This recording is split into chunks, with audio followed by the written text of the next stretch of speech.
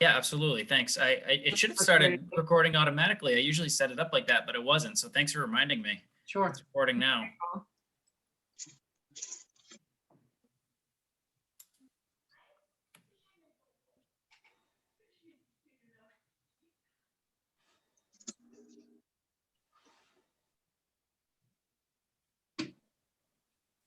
Mike, do you still use a audio recorder too? No, because I'm using because we're using Zoom and it gets recorded on Zoom. I don't bother with the audio recorder. I think You it don't have would to be do that. difficult to get everybody's, because it's through with the audio being Yeah. through the computer. I don't think it would work well either.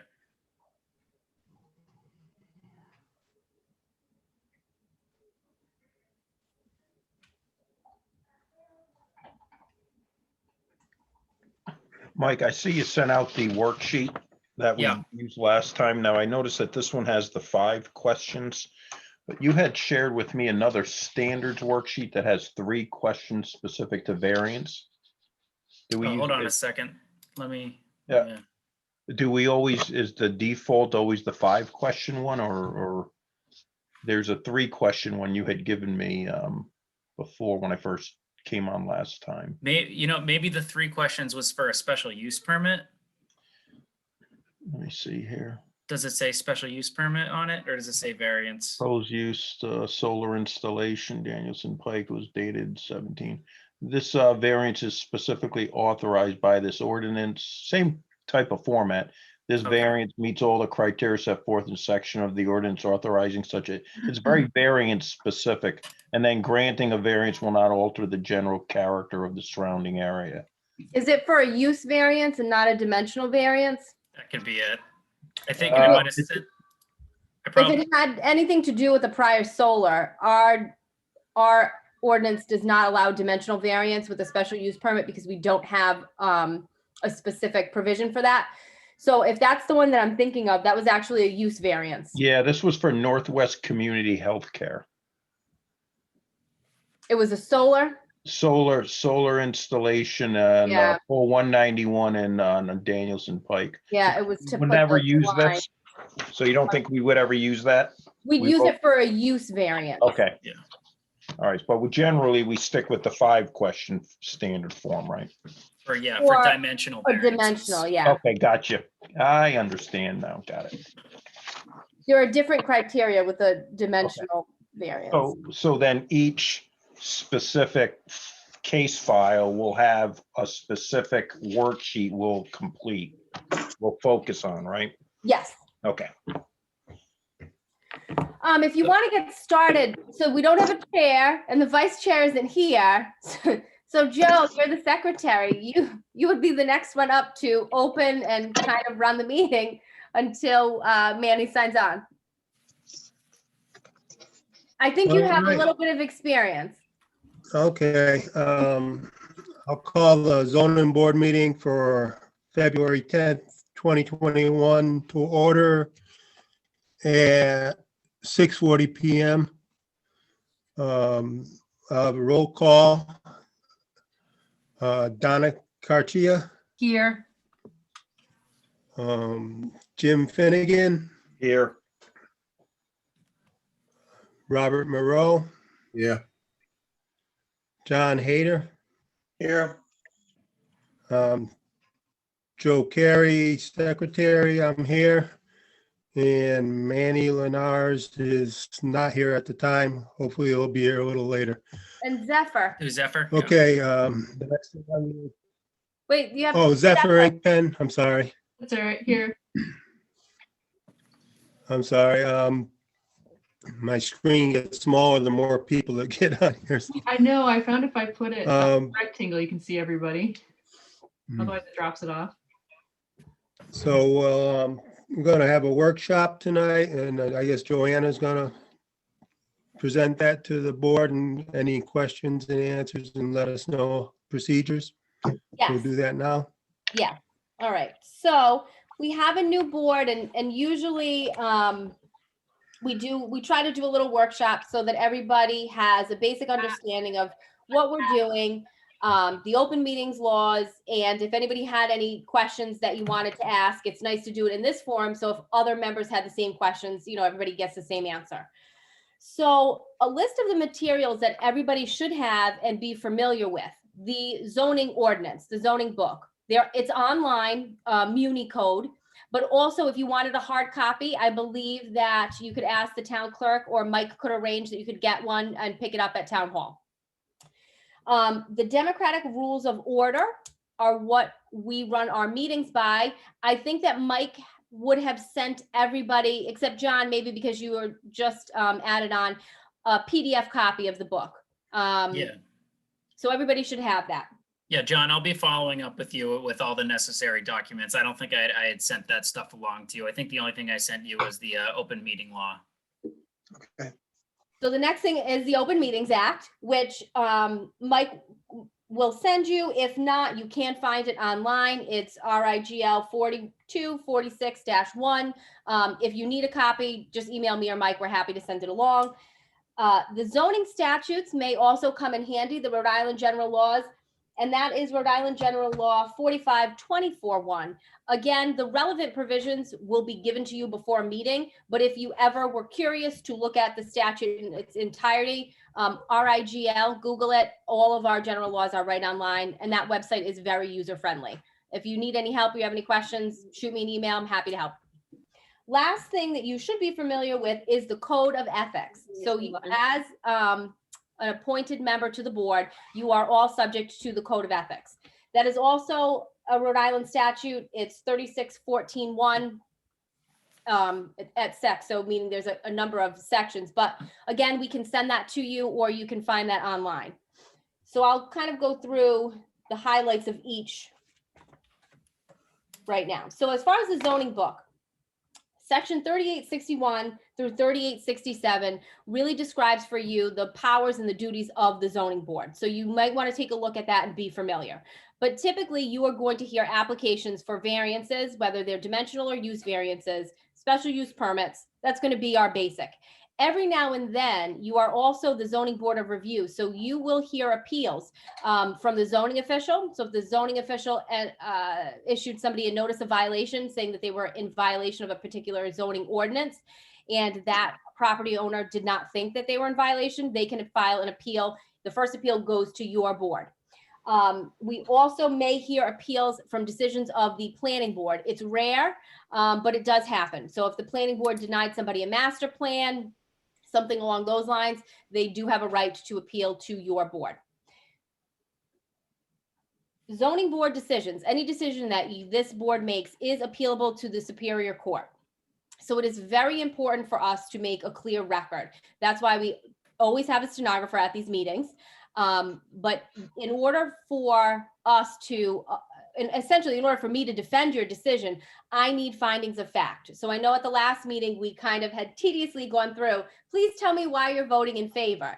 And I'm doing that because if somebody had appealed, now Mr. Brewer could appeal if you denied it, but likewise an abutter could appeal the granting of a variance or a special use permit. And in order to uphold it, the judge needs to say that your decision was based, and he or she needs to latch on to some factual findings. So a decision that is bare bones, that doesn't have any facts, that doesn't relate back to anything, is automatically going to get remanded. Now, typically, anything that goes to Superior Court, the likely remedy is to remand it back to the board.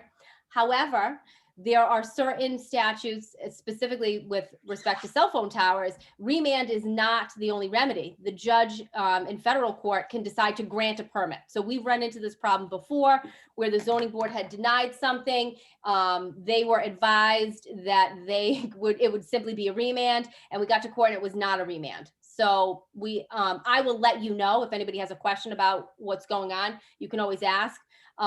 But that is why we need to be very cautious about decisions. So I'll say one more time, everybody needs to have factual findings. And that's why those standard worksheets are helpful. Those do get submitted to the court. If there is an appeal, they're submitted as part of the record. So just to kind of reword, because it just helped me understand. So, I mean, I get it, but I just want to make sure that the worksheet that we fill out, the 5-question worksheet, needs to be based on facts, and that's what people will use if there is an appeal. So it's very helpful for us to put data or like a reasoning for each of those topics. And it could be something straight from the zoning book or from the notes or minutes you send out, but it has to be something that the judge could reference and say, this is why I said yes or no. Right, because if you just say yes and you haven't said yes, it's because, and it Yeah. also could be from the testimony that the applicant is giving. So some applicants will also come with experts. When you're talking about a larger project, an engineer might be there. Sometimes there's a project manager, there may be a real estate agent. So you can also latch on to some of their testimony or their expert materials that they've produced.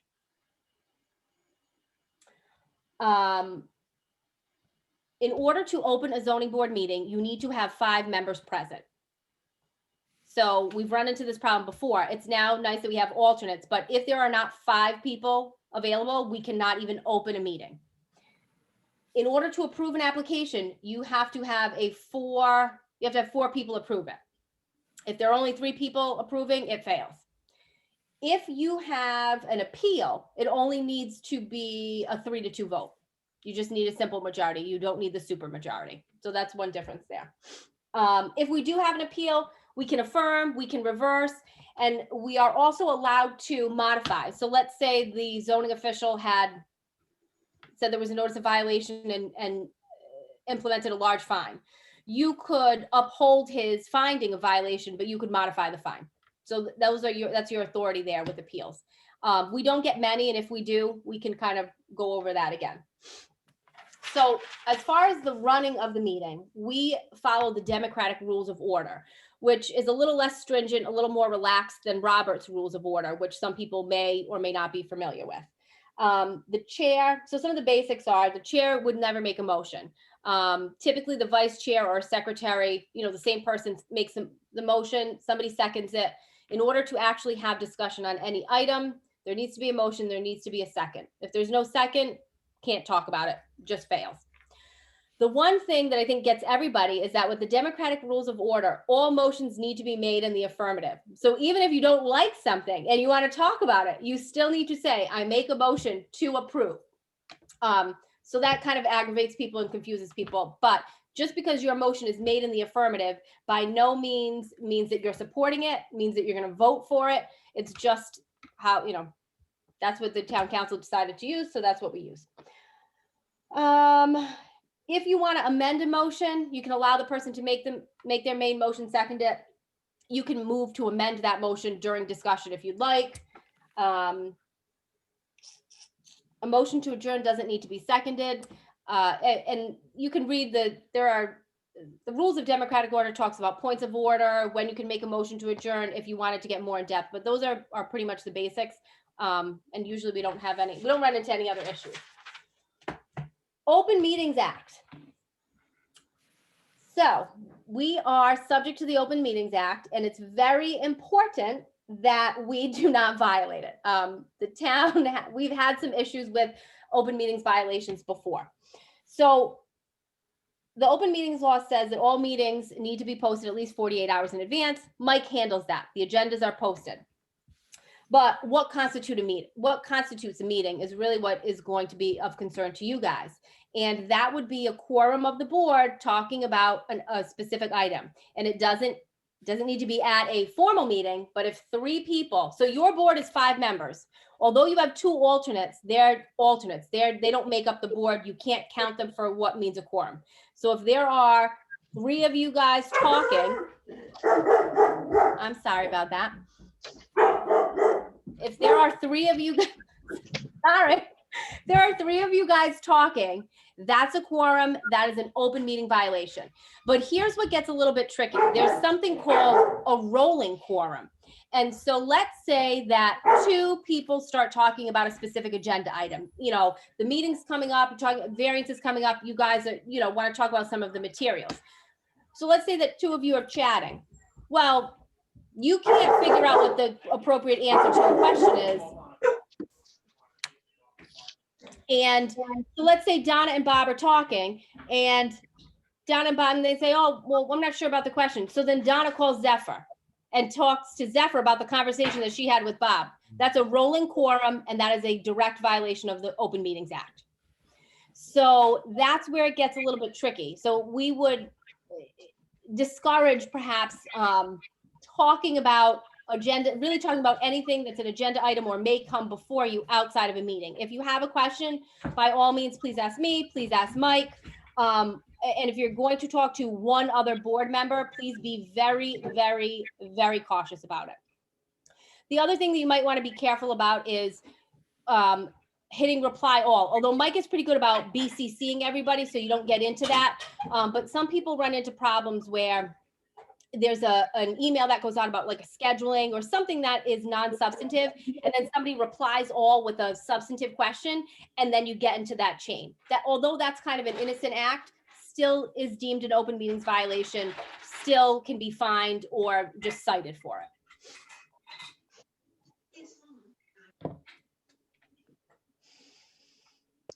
This As is so far, helpful, by the way. Thank you. go ahead. This is so helpful. Thank you. No, you're welcome. I know because I mean, unless you do this regularly or you are on another board, you really wouldn't know about this stuff. So another thing I think that's important is you guys are members of the town. So one of you may want to build something on your property. Maybe you have to come before the zoning board, or maybe your, mom lives down the street and she's going to come before the zoning board, or your employer. So if there is an issue that there's a conflict, because of the code of ethics, you do have to recuse. And if you have a question and you think you should recuse, let me know. If you are not sure about it, let me know. And we can talk about it and we can make a decision. Hi, Manny. Hi guys, sorry I'm late. I thought it was at 7:30 on my calendar. I apologize. Don't worry about it. But so if you are going to recuse, there is a recusal form that you can fill out. But there's also instances where maybe you think you want to let people know that it's on the line. So maybe it's something that doesn't require you to have a direct recusal, but you think that people in town are going to say, well, she's playing favorites. You can also make a declaration that you believe you can make a fair and impartial decision. And that is also on the same kind of form, notice of conflict form that I can give you. So if an issue like that comes up, please reach out to Mike or myself. Okay. So again, as far as a conflict, if it's something involving your own property, if it's something involving an immediate family member, if it's something involving a business associate or even your employer that would result in some type of financial gain to you, you do have to recuse. And the other thing about the code of ethics is everybody, I think probably in the next few weeks, you will be receiving in the mail a financial disclosure that you do have to mail in. Because you're an appointed official, you do have to fill it out. It's like you can either do it hard copy or they'll give you a pin. You can do it online. It's pretty self-explanatory. You do need to fill it out on time. They will send me a list of the people who don't fill it out on time. And there's somewhat of a grace period, but at some point they will fine you individually for not completing it, just so you know. So that might be a shock to some people. Not everybody knows that they're getting that. Does anybody have any questions?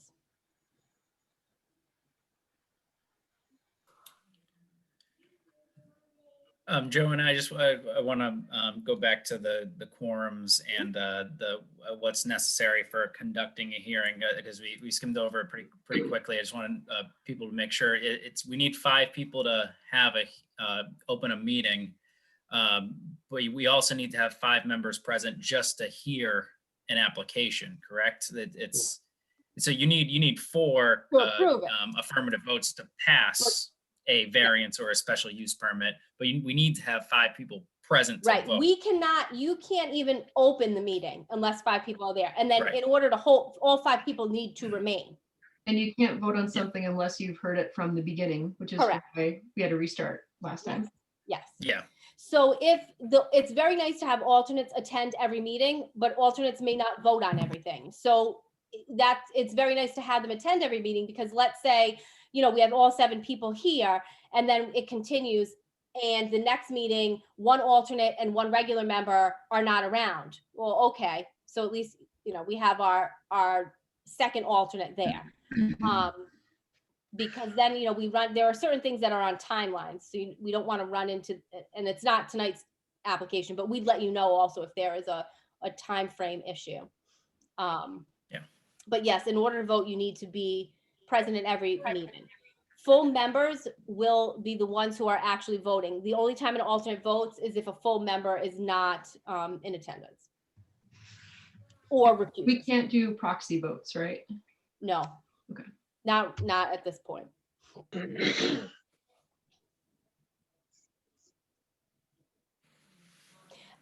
And Manny, just as you know, I'm recording the meeting, so you came in a little late. You didn't witness all that much, but if you wanted to go back and see what was discussed, obviously I'll post the meeting on YouTube so you can catch up. Perfect. Thank you very much. Joanna, I do have a question for you.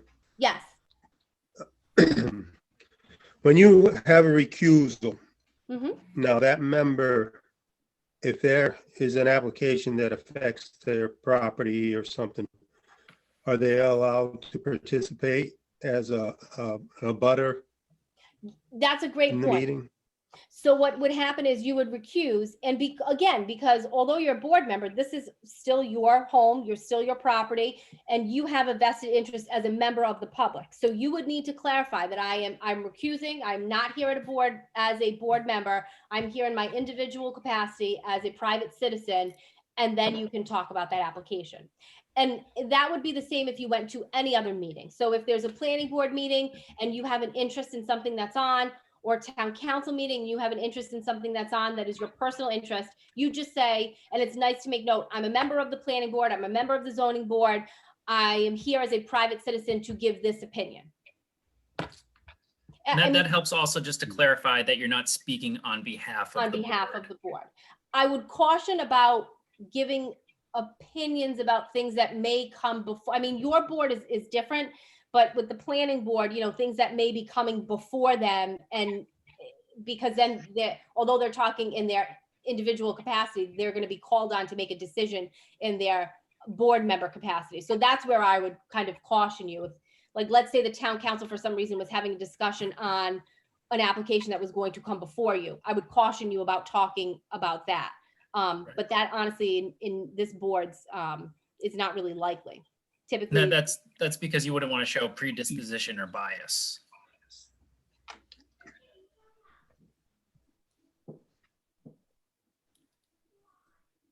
I have a question, Joanna. Mhm. So what is the phrase to begin starting a motion in the affirmative? What is the general phrase? Yes, I'm always confused on the exact wording of it. Like, I want to make sure I say it well, but it's, yeah. so most motions that are made in these meetings, Mike should send out the draft motion so that you don't even have to worry about crafting the motion. The draft motion should be there and you should just read it off.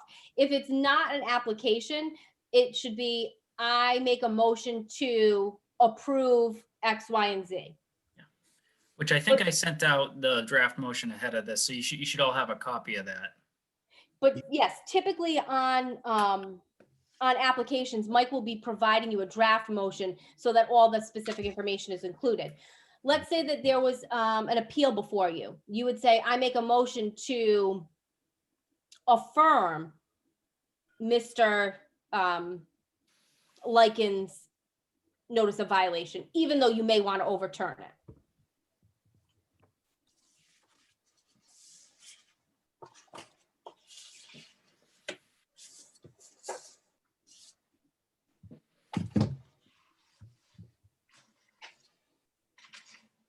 And we only need to give our reasons for why we approve or reject when we're doing the actual vote. If you give them in the course of the discussion and they can be gleaned from the transcript, that's fine as well. And sometimes that happens when there's pretty in-depth discussion, but on simpler projects, you don't necessarily have as much. So it's nice to do it right at the final vote. It's pretty clean in terms of appeals. But if you're working on a very large project, if you in the course of discussion, you may say something to an expert or an applicant or just kind of give your opinion, you wouldn't then have to repeat it at the vote if you already kind of gave this long version of it. But it is very clean to have it right at the end.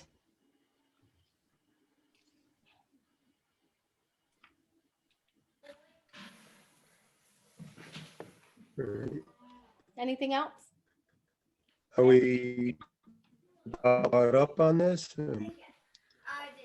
I did have a question for the new members, if they were sworn in by the town clerk. Yes. Yes. Yes. All right. Did Manny want to take over the meeting at this point? Yes, that'd be great, Joe. Thank you very much. Joanne, do we have to close the conversation, or can we just move? We can move on. I think the next, unless anybody has any other questions, but we can just move on. Our next agenda item is election of officers. Okay, Joanne, can we push that to the end and move the agenda, or should we just address it now? Whatever you'd like. Okay.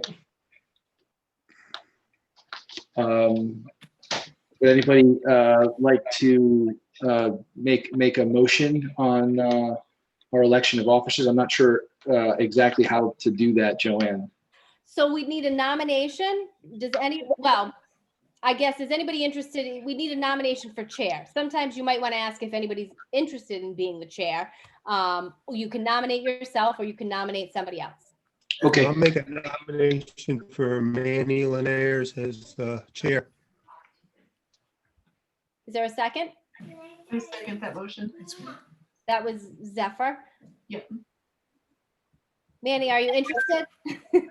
I am. Thank you. I will accept. I will accept the nomination. Any Should- discussion? All right, then we'll just take a roll call. All right, Donna Achille, Yes. Zephyr Inkpen, Yes. Jim Finnegan, Yes. Joe Carey, aye. Robert, do the alternate vote on this or no? Nope. Oh, Should we be Manny saying Linares. yes, or should we be saying aye, Joanna? Either is fine, whatever your preference. Okay. All right, Manny, Aye. okay. Passes. Do we have a nomination for vice chair?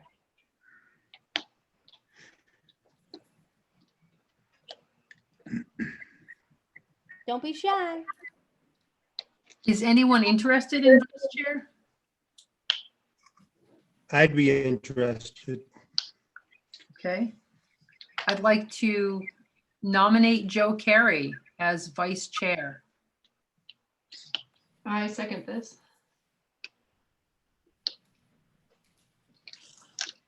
Okay, do we have any discussion? Okay. Yep. Donna, Aye. Zephyr, Yes. Jim, Aye. Manny, Aye. and aye. Okay, passes Ashley. 5-0. Now we need a nomination for secretary. The best job. So the I'm secretary, gonna miss this. nobody's, I'm going to nominate Yeah. Donna if Donna's wants it.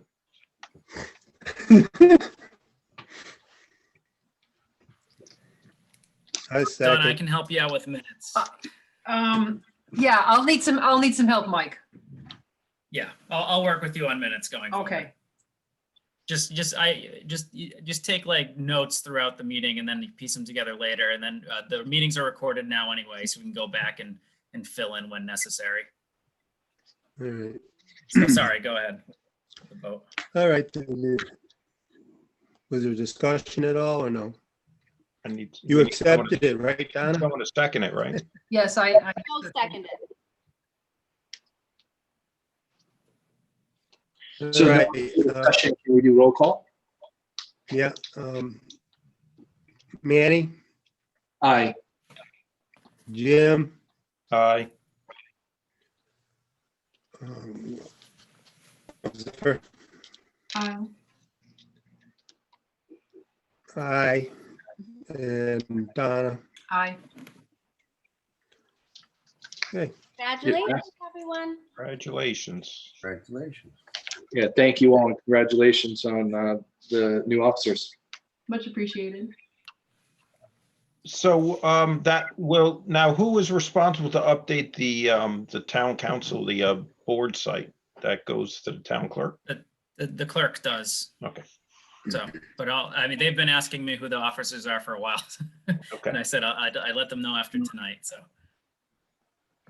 So the next item on the agenda is to approve the 2021 meeting calendar. Do we have a list of that, Michael? Oh, I'm sorry, I didn't generate a list, but we can, it's the second Wednesday of every month, so I can quickly go through. It would be March 10th, April 14th, May 12th, June 9th, July 14th, August 11th, September 8th, October 13th, November 10th, and December 8th. I'll have to double check. The one in November might be a holiday, but if there's any holidays that arise in conflict, we wouldn't hold the meeting, or we'd move it to a date for a special meeting. Okay, I'd like to entertain a motion on approving the meeting calendar for 2021. I'll make a motion to approve as presented meeting calendar for 2021. I'll second the motion.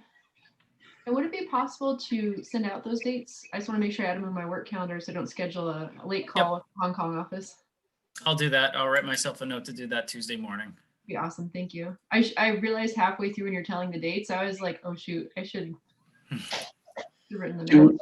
Do we, Joanne, do we need any discussion on this motion, or is there any discussion on the motion?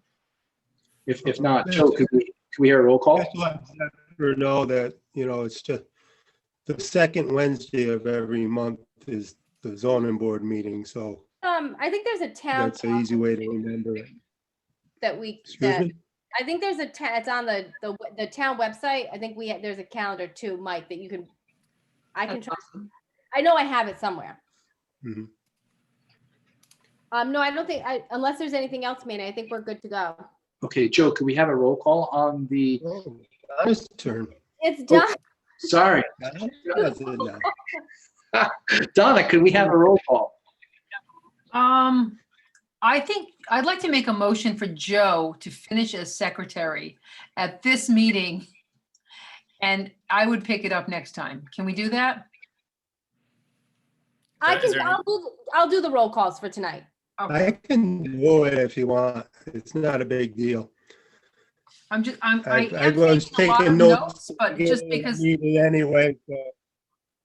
Yeah, I was taking minutes earlier because for the start of the meeting anyways. But it's not a big deal either way. I can finish up and she can do the minutes, or I can give her my notes, thank you, Joe. but I can do the roll call. Well, we got Zephyr, Here, you muted. here. Donna, Aye. Jim, Aye. I, and Manny. Aye. Okay, we have our calendar for 2021. Joe, can I also ask that you read the minutes for December 9th and January 13th for us? Wait, you want to read all the minutes? We don't need to read the minutes into the record if it's okay. Okay, so do we have is there a motion available? I'd like to accept a motion to approve the minutes as I think they were circulated. I'd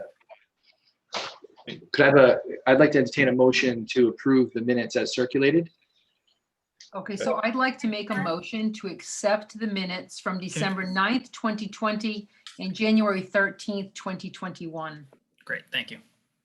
All right, I'll second that motion. Is there any discussions on the motion in front of us? Okay, hearing none. Joe, could you do a roll call on this? Okay. Zephyr, Aye. Donna, Aye. Jim, Aye. Joe, aye, and Manny. Aye.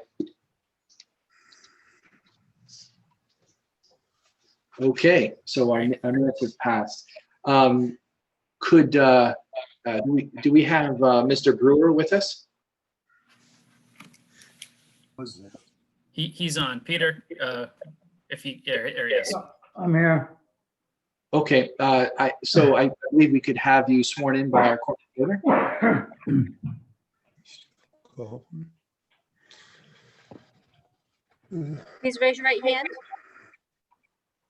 Do you solemnly swear the testimony you're about to give shall be the truth, the whole truth, and nothing but the truth, so help you God? I do. Please state your full name and spell the last name for the record. Peter Brewer, B-R-E-W-E-R. Thank you. Okay, Mr. Brewer, could you please present your request for the divisional variance to the board? Danny, before we do that, typically somebody will read the, Legal ad. well, yeah, or the agenda. I can read it, Joanna. I have it in front of me. Thanks, Joe. Public hearing, 15 Plainfield Pike, Plat 19, Lot 9. The applicant and owner, Peter Brewer, seeks a dimensional variance from the Town of Foster zoning ordinances, Article 4, uses, Section 38-192, Dimensional Regulations 1, regarding maximum building coverage of 3%. The applicant proposes to construct a single-family detached dwelling and remove the existing mobile home from the property, which will result in approximately 12 plus or minus % of building coverage. Thank you, Joe. Sorry, Mr. Brewer, could you please present your request for the dimensional variance to the board? Sure. For those of you that are unfamiliar, it's a non-conforming lot of record, approximately a half an acre in size, just shy of a half an acre in size. I'm planning on building up a single family ranch, single level house on the property. The property, first of all, I don't want a 2-story house. At 3% coverage, I'd have to have like 3 stories underground and 3 stories above ground to have a decent sized house of about, 2,000 square feet. So that doesn't seem to be workable. And a 2-story house on the property, which I could reduce from the 12% maybe down to 8%, it wouldn't fit the town.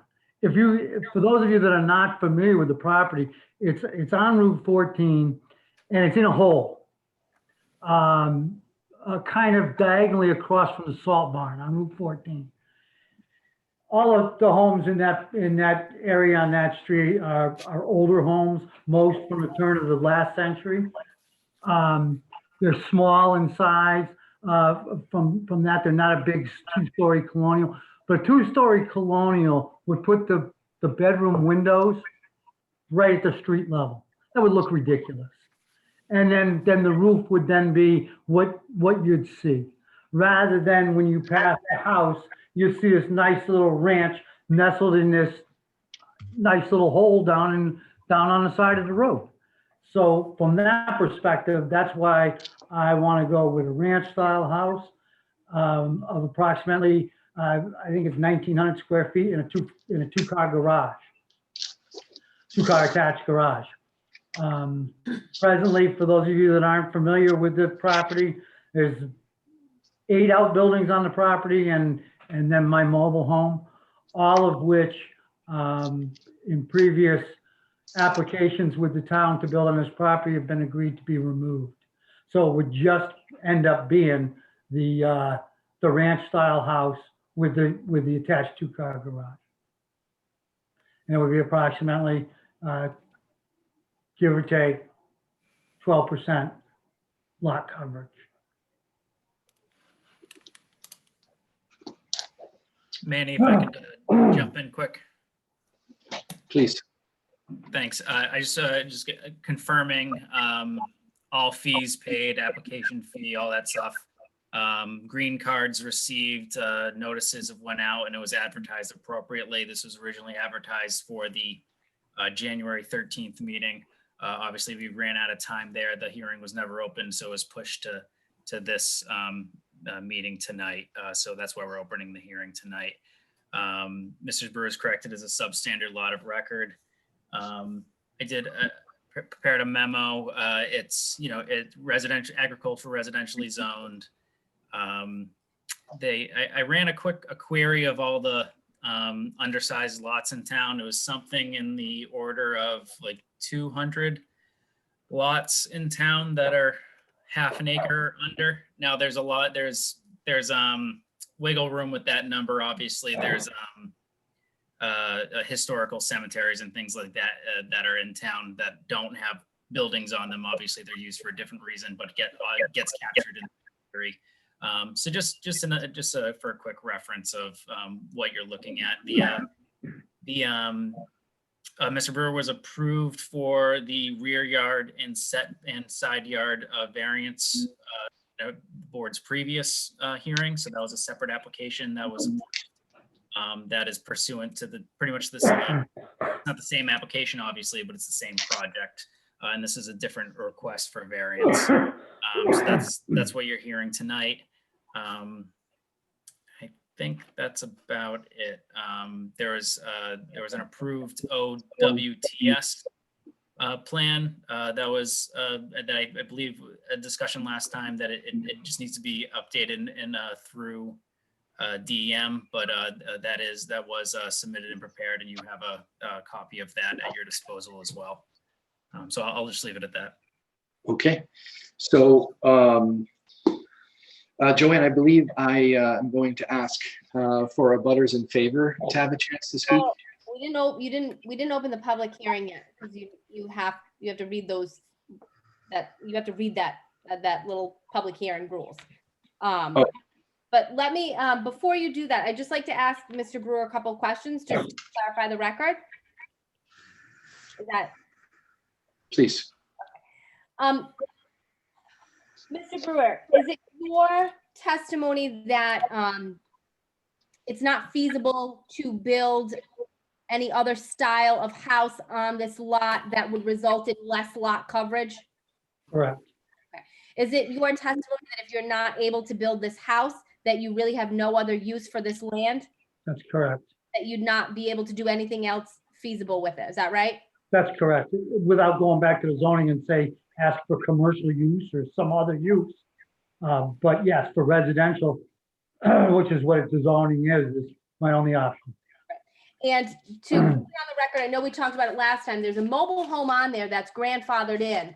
And you had testified, and correct me if I'm wrong, the case still is that you are unable to replace that mobile home with something of the same size, given that it was built in the 60s and they're not making those models anymore. Is that right? That is correct.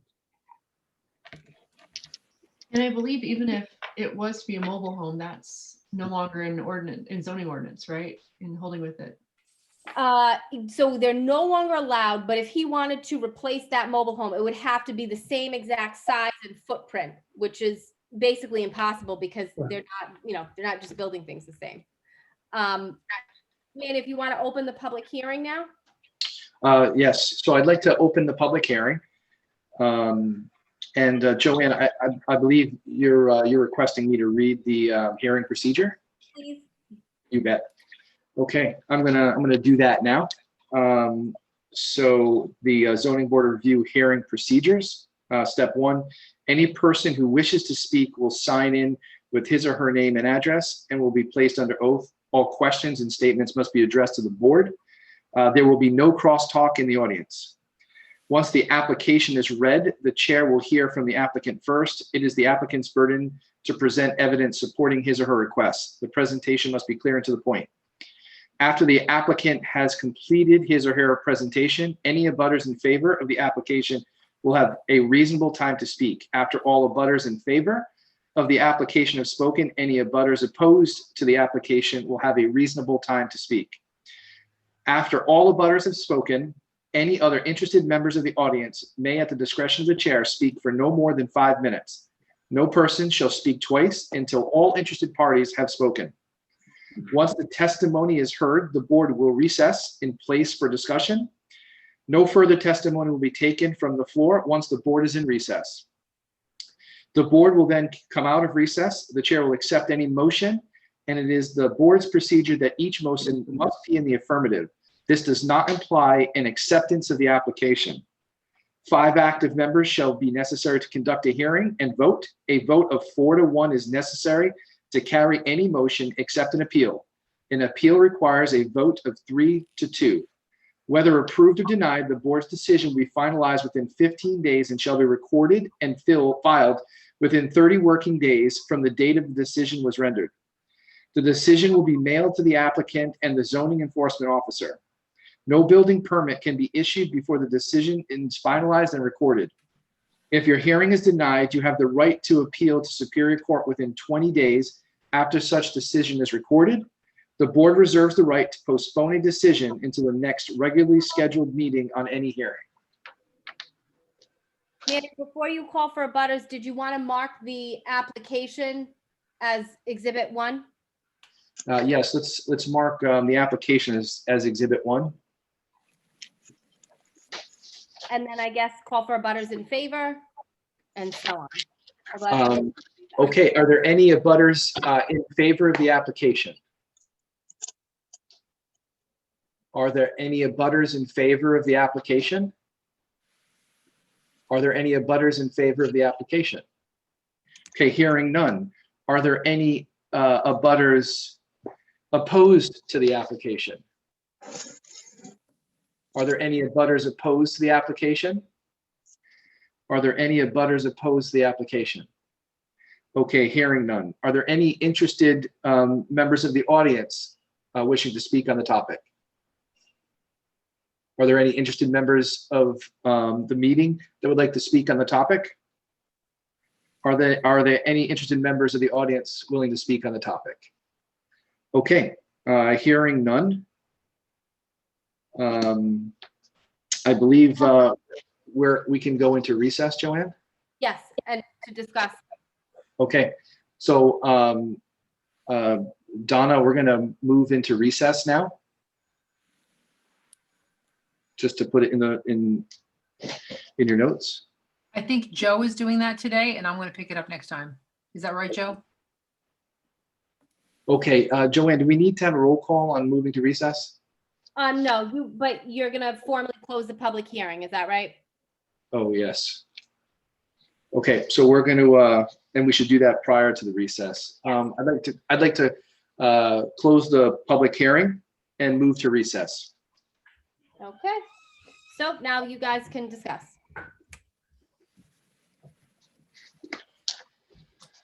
Any discussions from the board? I have a question for Mr. Brewer. Mr. Brewer, could you clarify that the other structures in addition to the mobile home that you state are going to be removed from the property, the amount of that coverage in total with the mobile home, what is the coverage variance today? Are you at 3% or below 3% with? Oh, well over. It's almost exactly what I plan on building the house. It's, I think, and I don't have the number with me. I don't think I had it in previous meetings, but it was right around the 2,000 square foot mark. I had missed one building, the building that was built as a bathroom, I guess, when it was a commercial use at one point. That's a small 8x6 or something building.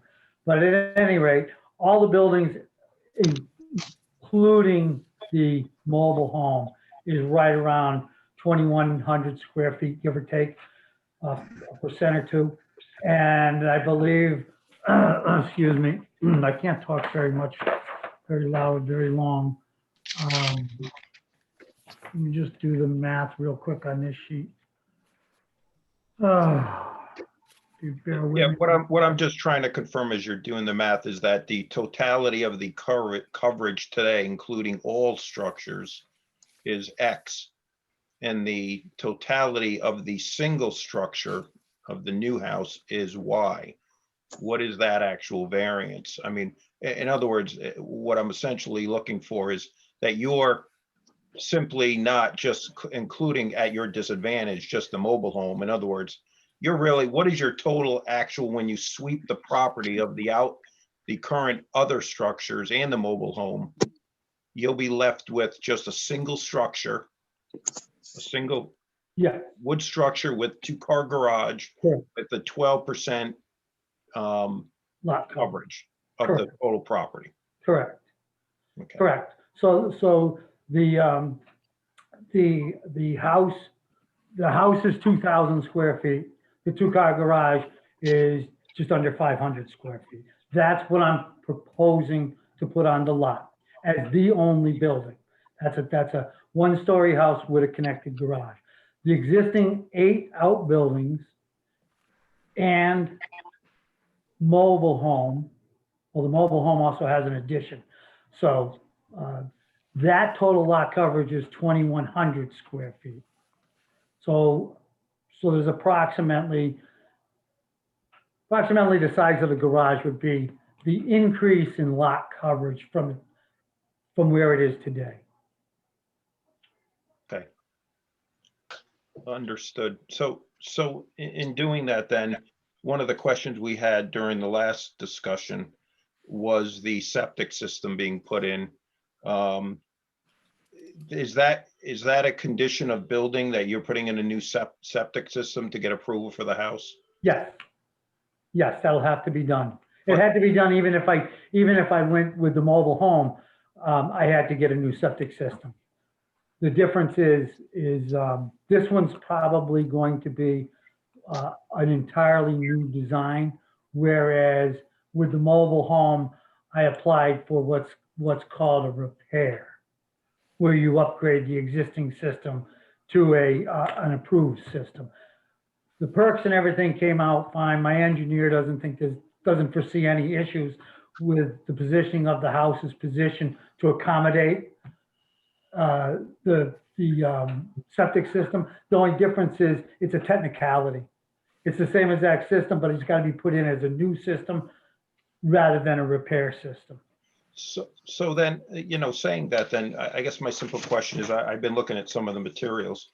Why do we not have, or am I not seeing it in the package here, the application package, a final approved layout spec of the property with the currently proposed or approved septic system, so we can see it fully designed and done that we're approving the variances for? Because typically you don't go through the design process of a septic system if you don't have approval to build a home on the property. Jim, if it makes you feel comfortable, we can add that as a condition of this variance, that a new septic system, the design that's approved by DEM has to be provided to the planner and building official before any building permits can be issued. You can add that in if that would make the board feel comfortable. Yeah, that's a typical And I'm glad you put, I don't know who put that up magically, thank you. But that's exactly what I'm looking at now, actually, that on hard copy. So this is essentially what you're asking us to approve. This is actually what you're going to build. These are the dimensions. That's correct. Okay. No, And so, oh, I'm sorry, go ahead, Jim. So I'm comfortable with that. One of the things we did discuss last time, though, is I do propose, if I need to make a motion, I will, that we absolutely have a condition clearly articulated in this approval that the property has to be cleared of all of these structures and start new with this footprint here. I believe that's part of the approval for when I went for the front and rear lot. Jim, we can, we don't need a motion now, but when I'm we- sorry. With the screen up, I can't see who's talking. Oh, sorry, I'll take it down. All right, I believe, Jim, we don't need a motion now until we Okay. basically close our recess, but please, if it's not included, feel free during discussion to add those features. Okay. I have a few quick questions, Mr. Brewer, as well, once Jim's all set. I'm all set. That was it, Manny. Thank you. So I was just a little confused. There's been several times that we've discussed this, and did you mention that the new square footage for the home was approximately 2,100, or did or Existing. okay? So the existing is around 2,100, and the new one would be, I think my notes say 20. My math says 2,522. Something like that. Yeah, I come up with 506, but I didn't add the two. But yeah. Okay. You also mentioned that there were 8 outbuildings, and I know we've had a discussion similar to this, and you mentioned a bathroom at 8 by 6, but there were only 4 others listed. The quick math puts it at around 1,636 square feet, which again, doing rough table math is around 7.5% coverage. You were mentioning that it's right around 12 or so. Is there an error in sort of behind the napkin calculation here? No, I have no idea because that was in my last application. I don't have my last application with me. This application doesn't list how many buildings are on the lot. So I have no idea. I don't have it with me. But Manny, if I could. I'm sorry, Peter. I was just going to clarify. I just sent a chat to everybody just showing that in the application, it was stated that there's 2,522 square feet proposed. That equates to 11.579, if you want to be super exact, 11.579% lot coverage, which is proposed. Yeah. Okay, so do you feel you're closer to the 7.5% today, or closer to the 12% today? No, we're right at the 12%. You mean the existing property? Correct. Where are you today? I remember when I had a total of those, my memory was I had 2,100 square feet of building on that site. I don't know where you're getting your numbers from because in my application, they're not there. So I don't know. I had no reference as to how you're coming up with the 7%. I can only go by my memory that my total was 2,100. But I also remember that there was an issue, and who brought it up, I don't remember, but somebody was saying that I couldn't include the enclosed carport. Maybe that's why you got a different number than I got. I include the carport that's there, or I'll leave it. You know, it's that simple. If it's either a building or it's not a building. But there was a comment made by somebody on the board last time that I couldn't claim the enclosed carport as a building. And maybe that's where we differ in lot coverage. I remember in one of our discussions, I was one who brought up carport. My statement was around whether it was a permanent structure or not, because the town doesn't actually differentiate from permanent structures and non-structures. So the question is with or without the structure. I'm very interested in knowing where you are today with all the structures as a percentage of the lot today. If anybody's got a calculator, you can calculate, maybe, Mike, can you calculate that out 2,100? Yeah, I'll look at it. Okay, and then while maybe we do that, I have one more question for you, Mr. Brewer. So I'm sorry, what was the number again? It was 2,100 something? 2,100. 2,100, okay. Mr. Brewer, another question while Mike does that math quickly, is have you, Michael mentioned the 200 other substandard lots. Do you have any idea what percentage of coverage they are? Have you done any of that research, or have? Me? Yes, just Heavens, knowing. Heavens, no. It's none of my business. Okay. I don't have, unless Michael, you know a bit of what what those other lots may have, just as a reference to the information we have. No, I wish I had access to that information. I didn't have time to, because there's a little over 200 parcels that show up as either a half acre or under. So I assume, a good amount of those probably have homes on them. But like I said before, it's probably also capturing cemeteries and things like that in that number too. So it'd be hard pressed to find out exactly what the lot coverage is for each individual lot, and then what the exact use is. I mean, I suppose I could. It would take some time to boil those numbers down, though. But Okay. that's what the board I would have like. a couple of comments when you get a chance. Oh, Yeah, while I have you, it's 2,100 square feet equals roughly 9.64% lot coverage or building coverage. Okay, so approximately 10%, Michael? Yeah. Okay, so approximately 10% today. Okay, thank you. I'm done. Joe, if you have a few questions, please jump right in. Well, first of all, Mr. Brewer, you did go before the planning board for a recommendation on this application, I believe. Yes. Yes. And everybody on the board, you've all read the letter from the planning board about the building coverage, and that the enlargement section under section 38-237, that the enlargement, which allows for reduction of dimensional requirements for standard lots of record. So, and what that means is that because of the size of the lot, they are allowed to have reductions in their setbacks and their frontage, and it also applies to the size of the buildings compared to you'd be able to do on a legal lot, because the lot was created back in 1922. So anything before July 7th of 1967 is allowed larger buildings on smaller properties.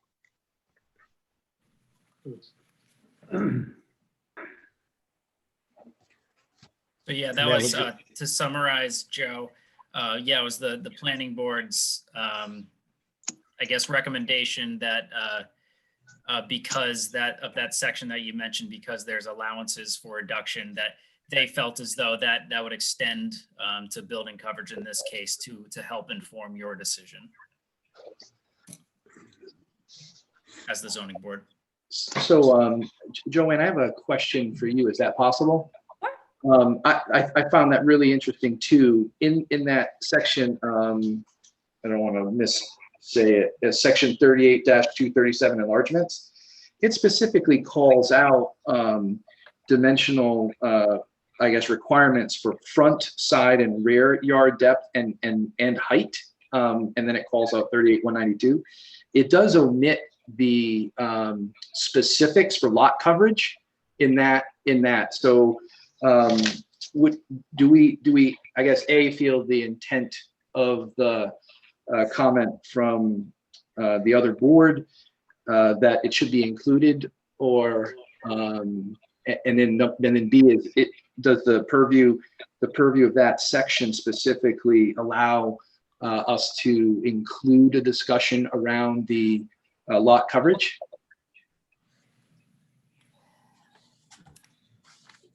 So although that section does not specifically say it, your discussion about lot coverage is.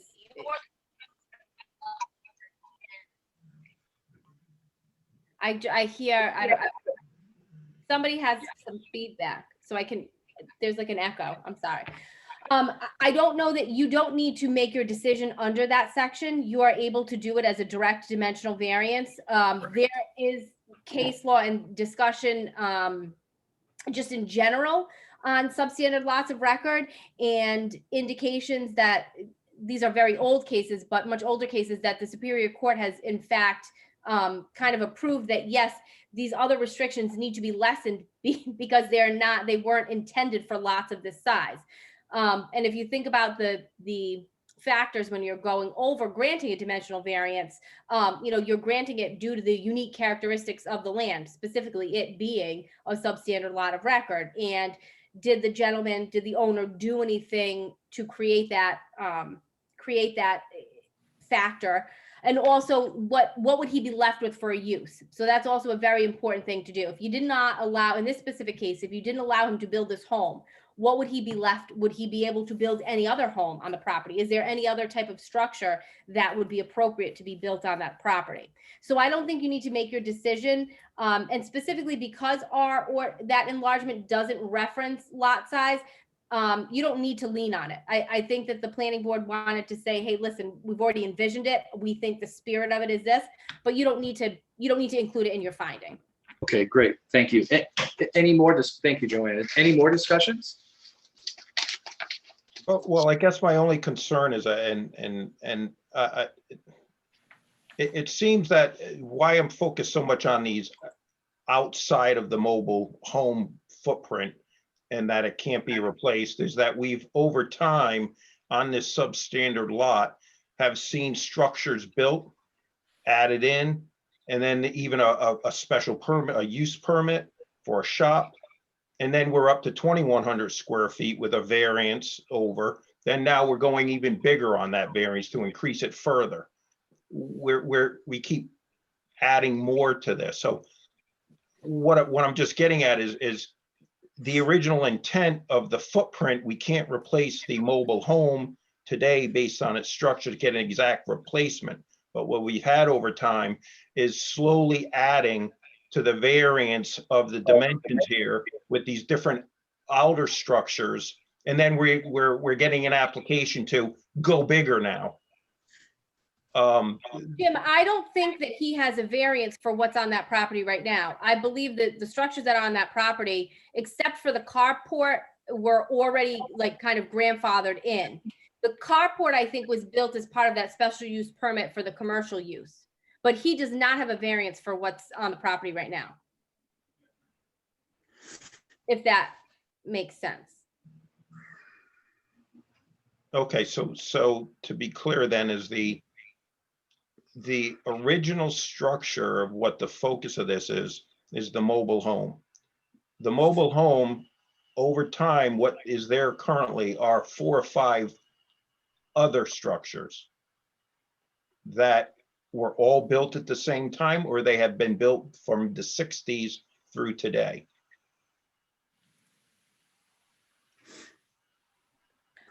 Mr. Brewer.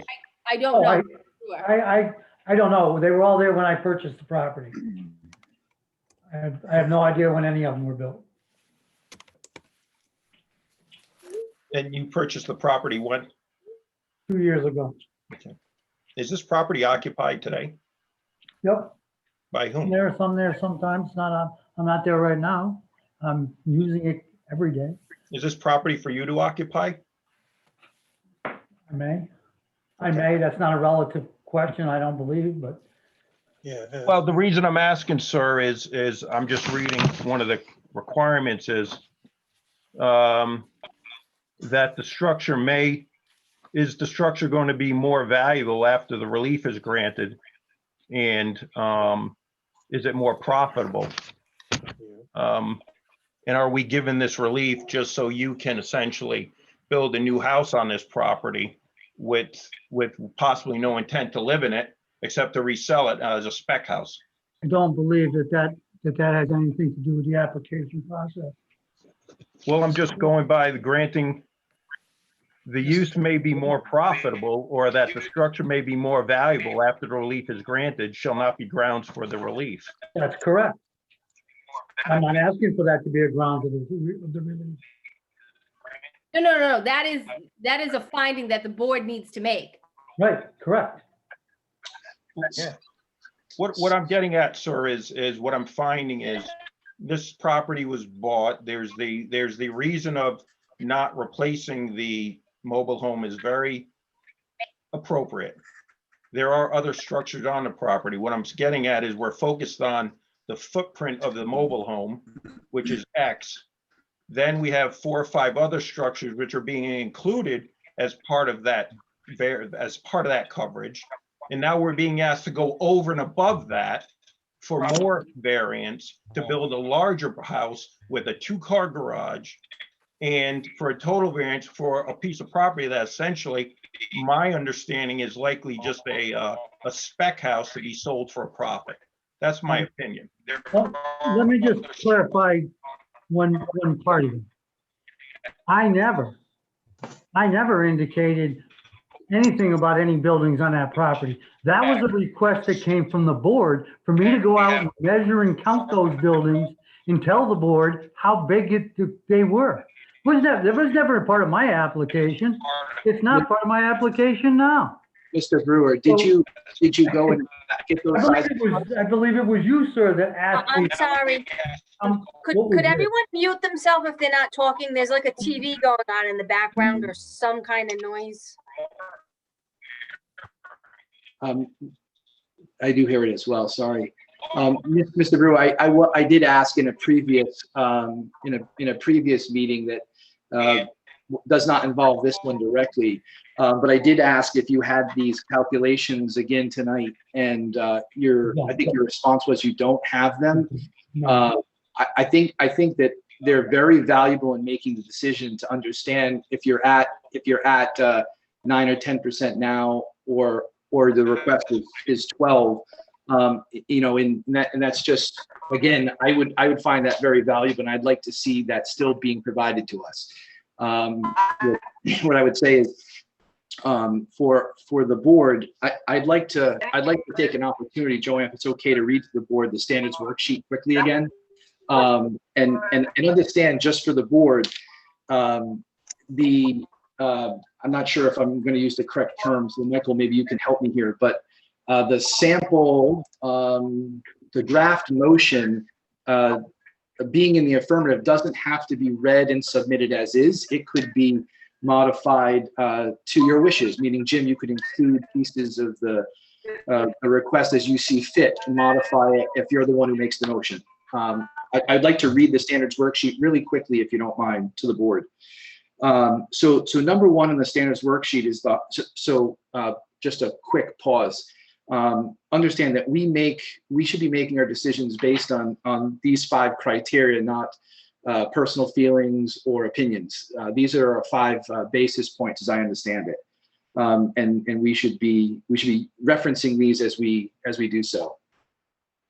Number 1 is the hardship from which the applicant seeks relief is due to the unique characteristics of the subject land or structure, and are not the general characteristics of the surrounding area, and it is not due to the physical or economic disability of the applicant. Number 2, the hardship is not the result of any prior action of the applicant, and does not result primarily from the desire of the applicant to realize greater financial gain. The granting of the requested variance will not alter the general character of the surrounding area or impair the intent or purpose of the zoning ordinance or comprehensive plan upon which the ordinance is based. The relief to be granted is the least relief necessary. Number 5, in granting a dimensional variance, the hardship that will be suffered by the owner of the subject property if the dimensional variance is not granted shall amount to more than a mere inconvenience, which shall mean that there is no other reasonable alternative to enjoy a legally permitted beneficial use of one's property. The fact that a use may be more profitable or the structure may be more valuable after the relief is granted shall not be grounds for the relief. I'll end it there. Joanne, I do have one more question for you, if it's okay. Yeah, of course. I still would really like to see the list of the outbuildings for this. Is that request, should that request be made now or once we come out of recess? You can discuss it now and then we can come out of recess, but I think if you as the chair, if you do not feel that you have enough information to make a vote right now, you might want to discuss what everybody else feels before we come out of recess and you make the motion.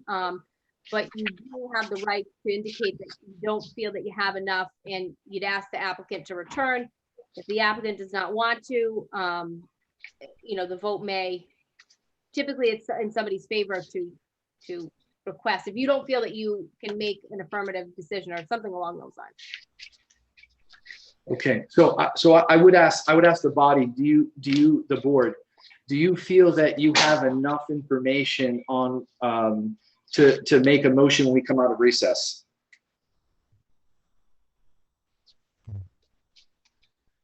I do. I do.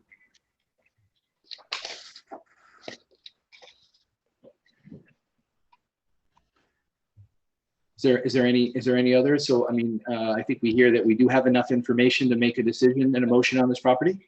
And Donna, you're muted. Did you have anything to offer if you agreed or disagreed? I'm sorry, I said, I think that I have enough information. Okay. I do feel I'm missing some, but I haven't heard the motion, so I will yield there. Is everyone okay to close our recess and Well, I did want to make a couple more comments, if I may. please, Joe. Okay. There was some discussion about the building percentage on this property, I know, and in the past, I've been involved in the zoning for quite a few years, and many homes have been built on lots of this size and smaller, and most of them are above the 3% that I am aware of, and I don't ever remember anybody having to get a variance for a building coverage before. So I just was curious if that was ever done. Usually they get their setbacks as long as they meet their setbacks, and they need a variance for a setback. A lot of times they meet their setbacks, they don't even need a variance. So I was just curious. And then I know that if Mr. Brewer is allowed to use his property for a residential building, the town would be committing a taking, which would make the property unusable. And, that could be, I don't think that we're allowed to do that. So I think we got to consider these things. These substandard lots of record are pretty common in Foster. I mean, they're on all the houses you see on most of the highways, the state highways, are all on substandard lots of record. I researched quite a bit, and Route 101, Route 94, all of Clayville, almost every lot in Clayville is a substandard lot of record. And many of them homes are pretty new. There's one that was built in 1970, and I think the house is about 8 feet from the side of the road, so I mean, there's a lot of different things that, are done on these properties, and these people have properties that were formed to be built on back before there was zoning, so I think, be very careful if we're going to deny this application, that the town could be brought to court. That's all I had to say. I think that's an interesting point, because I think something to consider too is the spirit of intent for the zoning board. I've been reading the zoning ordinances a lot about, mobile homes and intended purposes for substandard lots? Like, what do you have to do to get closer to conformity? What's the least means possible? The fact that you'd have to have some sort of, exception made for this land to put any house on it.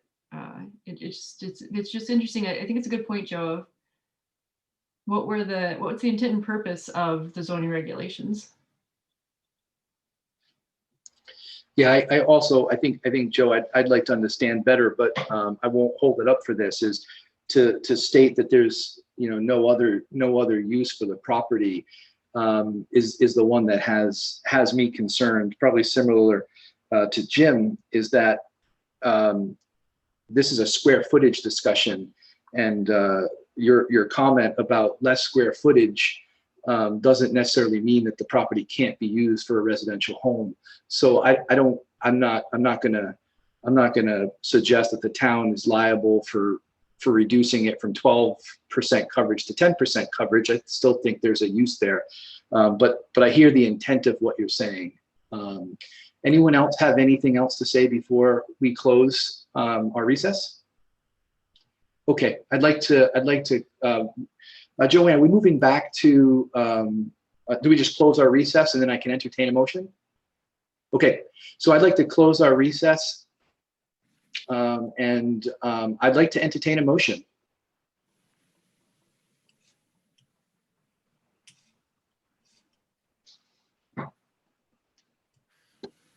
So you all have that draft motion, obviously, it was in your packet, so, but.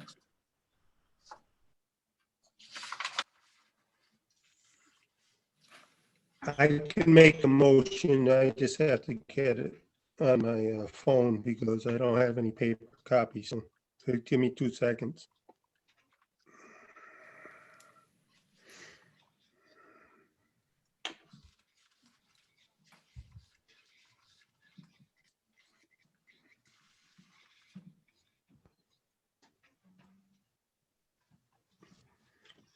All right. I make a motion to approve the application under the authority granted to the Zoning Board of Review by Rhode Island General Law 452457 and by the Town of Foster Zoning Ordinance, Article 2, Section 38-63. Specifically, the following relief is granted in accordance with the zoning and the application. 9% of relief from the required maximum building coverage in the AR zone of 3% in the town of Foster. Zoning ordinances, Article 4, Section 38-192, 1. Dimensional regulations. Evidence of the following standards pursuant to Rhode Island General Law 4524-41 in the Town of Foster Zone Ordinance, Article 7, Section 38-324 has been entered into the record of proceedings. The hardship from which the applicant seeks relief is due to the unique characteristics of the subject land or structure and not to the general characteristics of the surrounding area, and is not due to a physical or economic disability of the applicant. The hardship is not the result of any prior action of the applicant and does not result primarily from the desire of the applicant to realize greater financial gain. The granting of the requested variance will not alter the general character of the surrounding area or impair the intent or purpose of the zoning ordinance or the comprehensive plan upon which the ordinance is based. The relief to be granted is the least relief necessary, and in granting a dimensional variance, the hardship that will be suffered by the owner of the subject property if the dimensional variance is not granted shall amount to more than a mere inconvenience, which shall mean that there is no other reasonable alternative to enjoy a legally permitted beneficial use of one's property. The fact that a use may be more profitable or that a structure may be more valuable after the relief is granted shall not be grounds for relief. And then it asks for optional conditions if anybody wants to make any conditions to this. But if you want to just get a second on the motion, I'll second that motion.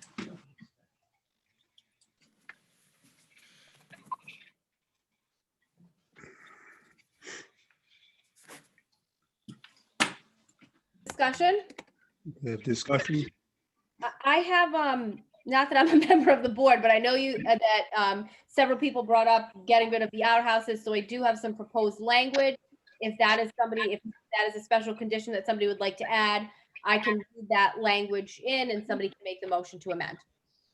Yeah, Joanne, I did have another point to the board. I'm not sure if it's more of a discussion versus a point about the potential square footage of the garage as a necessity, at least to meet condition number 5. So I don't know how to take that, Joanne, next, but I'm not sure. You can start talking. You could, just as we were talking during recess. Now the motion is made. It's open for full discussion. You can talk. Okay. Ask the applicant. Yeah, I think that we have to consider. Jim mentioned some addition via the septic system requirements. So Jim, if you would like that, I just would like to consider how. I think Mr. Brewer mentioned the fact that the garage actually puts it over to the 12 from the 10 that it is now. So it appears that number 5, because of the garage, number 5 on the worksheet isn't the least means necessary due to the fact that it's a garage versus a building that would be a house or a residential home.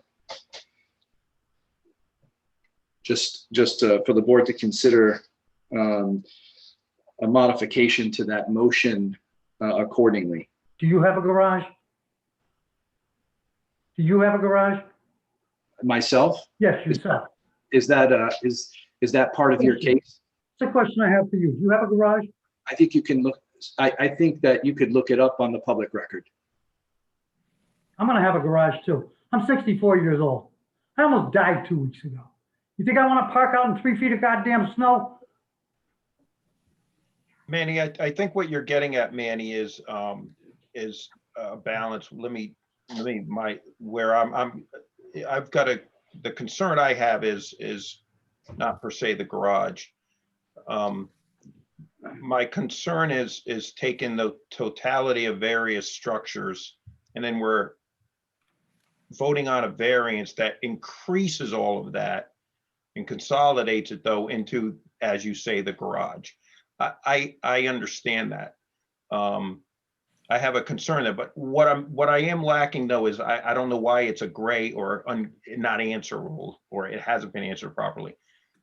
For some reason, I feel there isn't a proper survey of what exactly the actual proper calculation is of the current coverage. It seems that it's been doing it on estimates or guesses or what's in or what's not.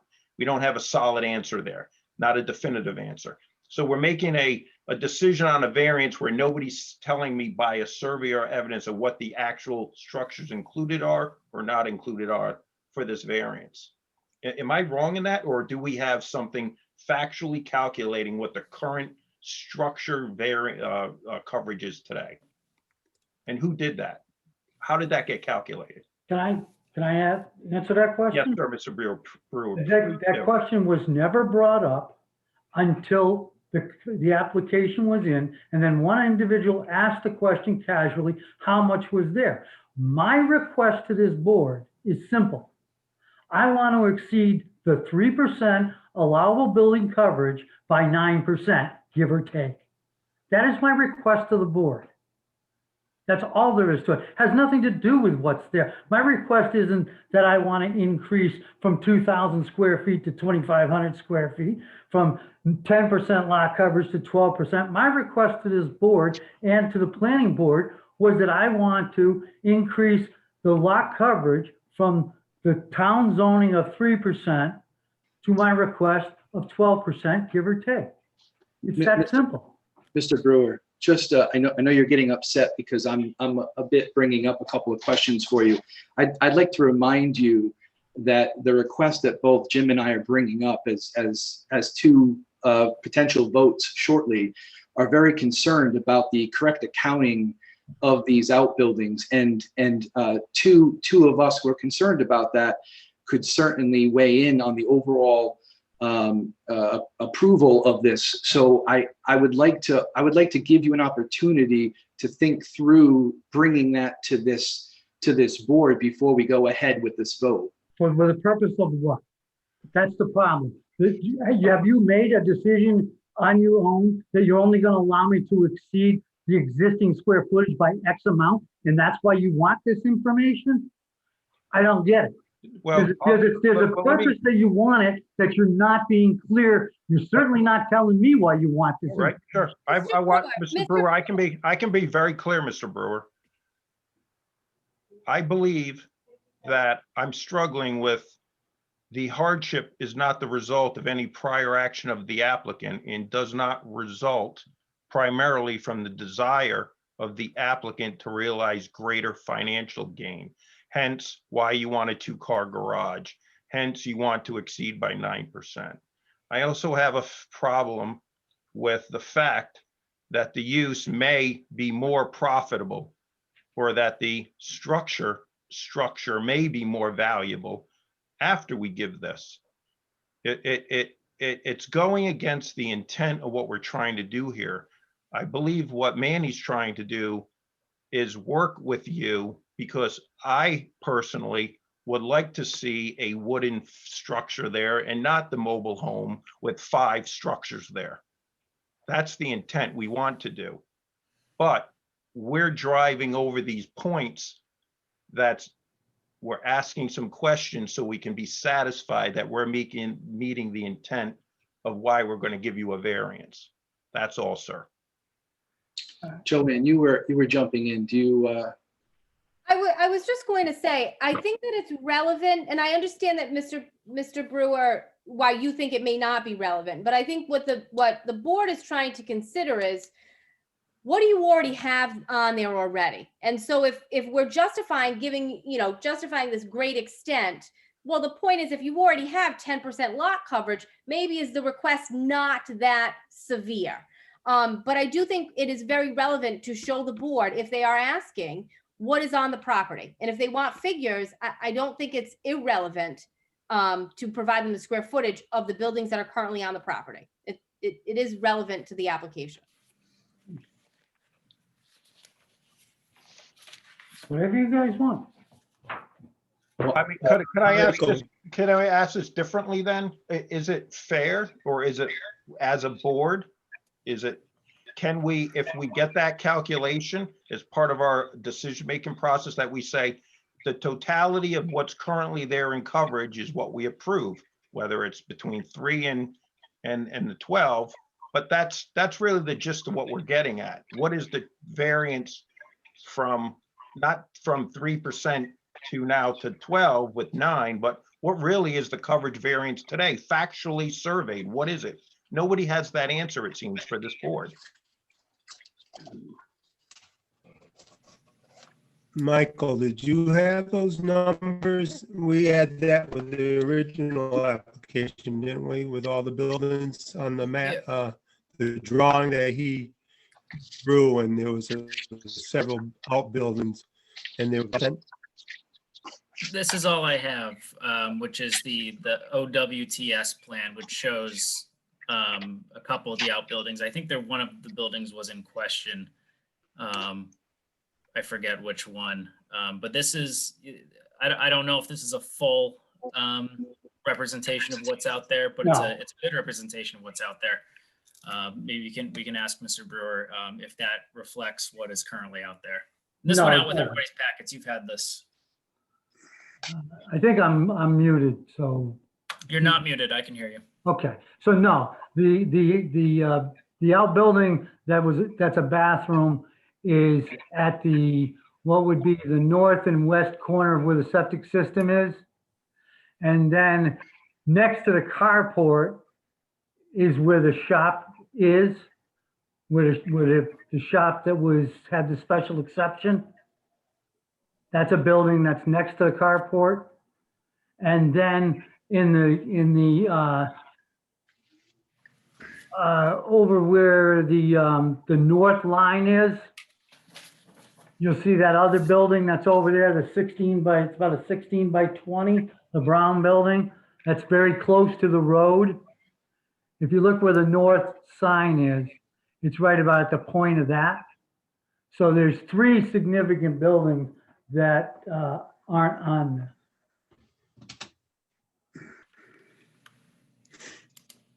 So Mr. Brewer, would you like us to hold off on this for you to provide an accurate account of these, or would you like us to keep moving forward with the motion on the table? Your choice. No, it is your choice. Mr. Brewer, if you are in agreement that you'd provide the additional information, and you'd like to hold off for a vote, or you can say, no, you want to vote, you're not going to provide anything else. That's really your decision. Well, it sounds to me like if I say hold off, then all you're gonna do is give me what's there. You're not gonna give me what I want. And to be perfectly honest with you, I guess that works because it's what you're gonna give me. So it doesn't really matter. And in the end, at 3%, I can build approximately 700 square foot house. But I can also build that house as a walkout basement and 3 stories high because the town ordinance is 38 feet. So I can build this super ugly, house and paint it pink and make it 4 stories high. It's bigger than what I'm asking for. So I'm between a rock and a hard place here. There's a member of the board that wants to dictate that I don't have a garage. I can't help that. I'd like to know if you'd like us to carry on, or if you'd like to provide some information that we've asked. That there's nobody who's taking any garage away from you or not. We're asking about what's on the property today, and it's a clear question that we would like to have answered for. Then my question is, will the board give me potentially more square footage than is on that lot right now?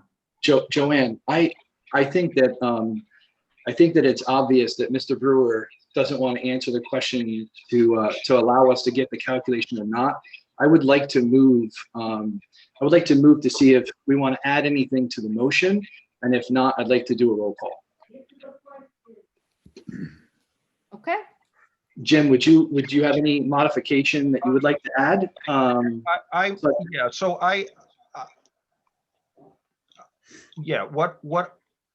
Why don't we, let me propose this because I'm feeling we're in the middle because I do want to approve, but I keep going back to, can we at least get an update of, Michael, what you put up this, you put up what the proposed building is.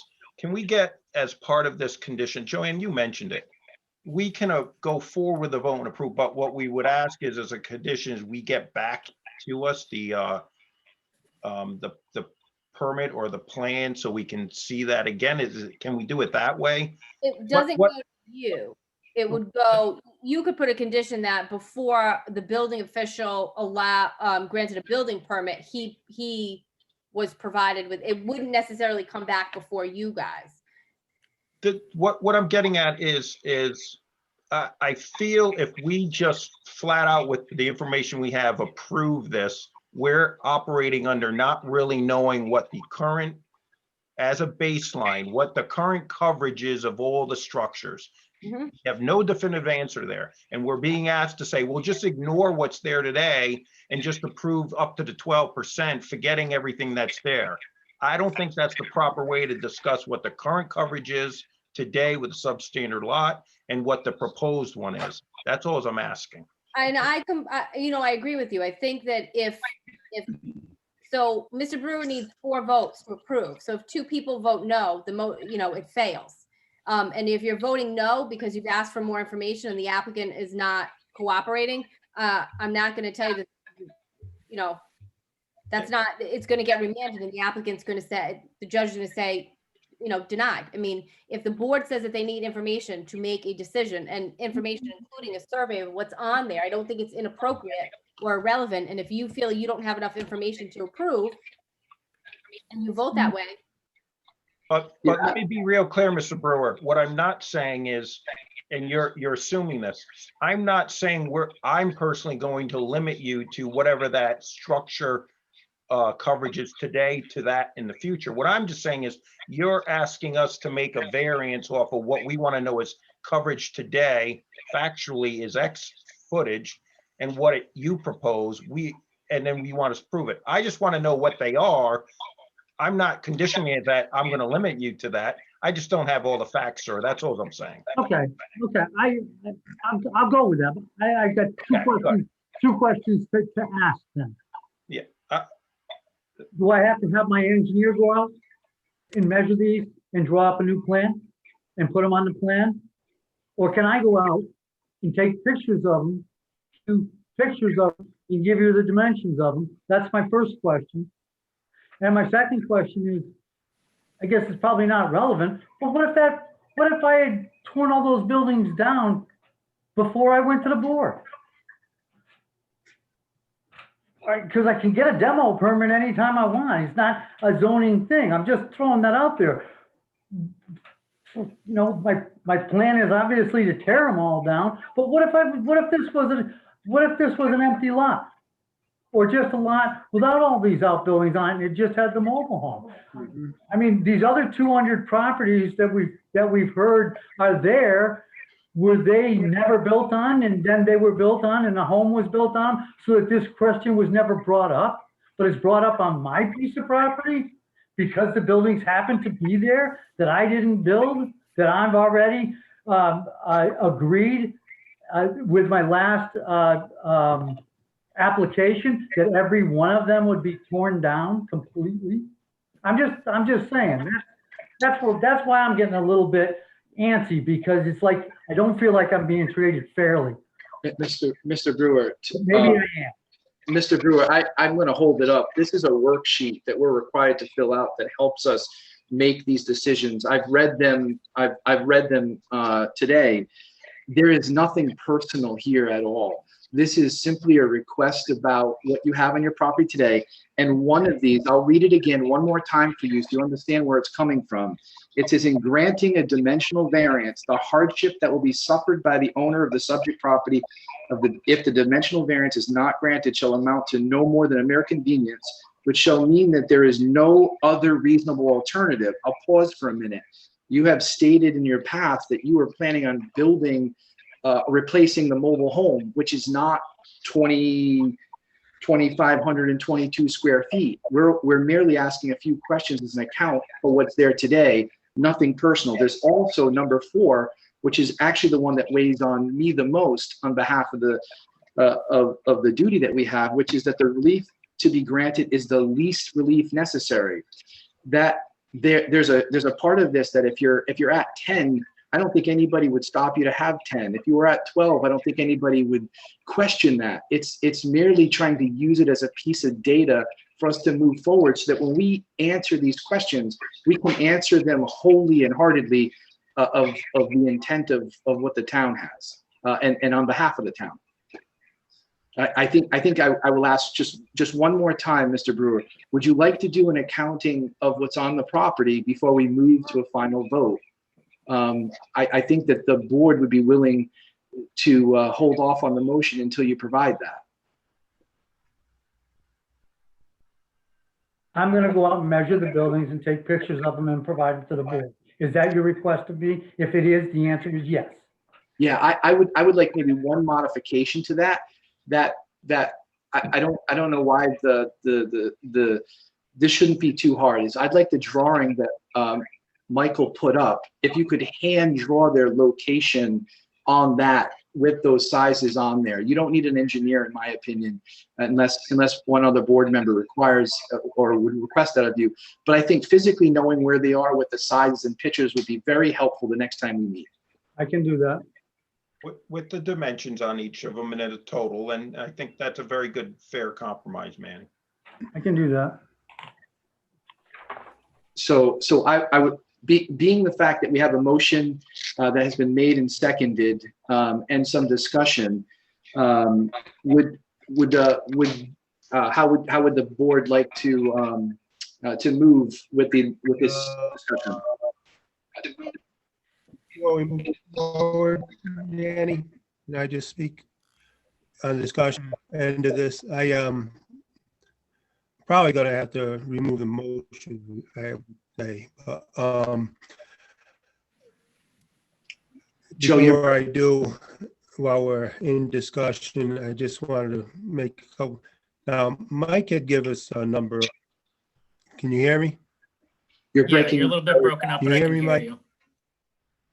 Do you hear me? Yeah, Joe, we can hear you. You're a Alright. little bit broken up, but we can hear you. Now, the number that you gave us, a 9.6. Okay, the 9.64. Now, was Yeah. that just based on that 2,100 square feet that he gave you? Yes, Or were those numbers we got from somewhere when we No. had the buildings that were on there that we calculated? that was So based it on the, wouldn't be unreasonable if he I'm comes having a back and hard he time. has I don't, 10% not coverage really at hearing this what you're time. saying. We give him a variance at 12%. Joe, the steno is having a hard time. Can you try to just speak slower? Because you're breaking up a bit. also, Joe, maybe for a moment you could turn off your video just so you're not using the bandwidth on the video while you're talking. A good time.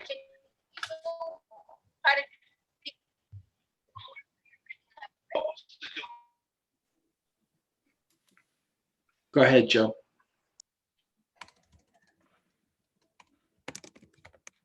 oh, Joe, let's, oh, there he is. I'm not sure exactly what he was saying. Can you hear me now? We can't.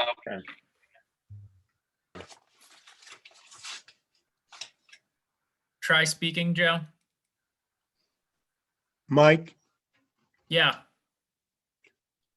All right, now I kind of lost where I was, but That I is was- 100% better, and for future meetings, he probably should do it that way, because I can't understand anything that he's really saying.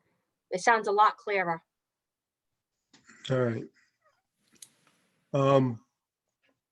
What we had was that percentage. Now, if he came back with like a 10% coverage, it wouldn't be unreasonable to allow the 12%, in my opinion, because, you know, you're only increasing what's there by 2%. I mean, it's, so if that 9.64 is in the ballpark, it's probably going to be more than that when he comes back. So I think we just want to, you know, put that as a thought in our head, you know, that, you know, we don't have to just say, oh, you can only have what you have, you know. I mean, it's, why can't you have a little more? If you're building a new building and improving the property by removing a non-conforming use of a mobile home and replacing it with a conforming use of a home. So I think it's in our best interest, for the town's best interest, to have a house on that lot rather than a mobile home. I had a thought too. I was thinking that I understand Manny and Jim's desire to make sure that we have no reasonable doubt that there's financial gain. But I also think Joe has a good point that if we're in the ballpark with 2,100 square footage being 9.64, even if it ends up being, I would say 8.5%, 10%. I mean, I guess it really comes down to a question of how great or small does the percentage need to be before it's deemed to be a financial gain. I think something underneath 5% seems really reasonable. I mean, if it's, that would drop it down to 7%, right? And I believe after seeing the plans and having driven by the property several times, there are quite a number of buildings on there. And I believe after, seeing the property myself, that the square footage probably is, I would say closer to 9, if not a little more anyways. So I think it is important to have numbers and have due diligence, but I think considering how close it is, and also taking into consideration that there's about 16 inches to 20 inches of snow down there right now, that getting these exact measurements might be taxing. I don't think it's an unreasonable ask for us to ask this if we feel it really is necessary to determine financial gain. I think it's important that we have the option, but I think the percentage points are so close, we might want to consider, what do we feel is reasonable? Can I interject? Thanks for that, Zephyr. I just ran some quick numbers on what the outs plan was showing that I just had up. And I just, took the X and the Y of all the dimensions that were noted on the outbuildings, added them up with what the noted dimension of the original mobile home structure is, plus what the addition on the structure is. That is 1,880 square feet. Now, obviously, that's less what Mr. Brewer was saying when he noted that there are some outbuildings closer to the road that are obviously would not be, that was not included in that outs plan. So with what's just on that outs plan being 1,880, that equals 8.6% lot coverage. And so obviously, and then to reiterate, and that's not including that the other outbuildings that Mr. Brewer said were not reflected on that, which I'm assuming, and this is an assumption, gets us back up to that 2,100 square feet number. So that's just for reference of the information that we have at our fingertips tonight. And I think it's good to also consider what, in terms of what would deem financial gain, is a house of this square footage with a 2-car garage reasonable for, I mean, it's size, right? The ask is not for 20%, with a huge amount of square footage. So I think it's just to consider when you're thinking about financial gain as a consideration, like what describes financial gain, or what would we be comfortable with saying is not a financial gain? Yeah, I think this is a great conversation. I think that there's a lot of focus around number 5. I think that there's equal discussion around number 4, which is that it's the least relief necessary. And the thought process is trying to understand what's there to make a decision on how much we would grant above and beyond that. The town has a 3%, and there's a discussion probably upwards of 10%. So we have to take that into account as a board too. But I personally feel that without the information, it's hard to make this call one way or another. So do we have, Joe, did I hear when you were losing some of the transmission that you would like to withdraw your motion until? If we're not going to vote tonight, I think I should. If Yeah. we're going to wait for more information from Mr. Brewer, I think it would be proper to remove my motion and to have Donna remove her second. So I'll remove my motion if that's what Mr. Brewer wants to get those measurements for us, and I'll remove my motion. Donna, you're muted. And my second. I'll try not to be moted again. I wanted to say motion. So Joanne, what is the appropriate measure? Would I look for a motion to postpone this discussion till the next monthly meeting? Yes, you would ask for a motion to continue the application to the next monthly meeting, where Mr. Brewer will provide the additional information, and we will take a vote. Thank you. So I'd like to entertain a motion from the board. Someone can just say so moved, So moved. and we need a second. I'll second that, but just a point of clarification, so Mr. Brewer is very clear if we're postponing this. we should be very clear about what the exhibit we're going to get back so we can make the decision. Right now, it still seems rather gray about what the expectation is of further due diligence.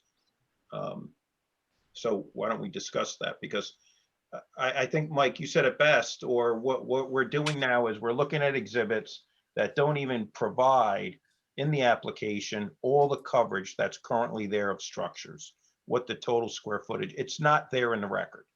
We need that for the record, period. Or I'm voting no. I'm just telling you right now, because you're expecting us, and the problem, Mr. Brewer, is it's not, we factually are presented with a piece of property with current structures on it today with your application. It's not what if it wasn't there, it's what is there. And what I'm asking for is a calculation and a layout of what the total square footages of the structures currently there and how that bumps up against the new variance. That's it. In no way, Joe or anyone, am I conditioning or saying that that means I'm limiting my opinion to it has to be limited to not increasing it or not. I'm not saying that at all. I'm just looking for facts for the evidence for the record. What's the current square footage of all the structures today that we're approving a variance off of? That's all. That's it.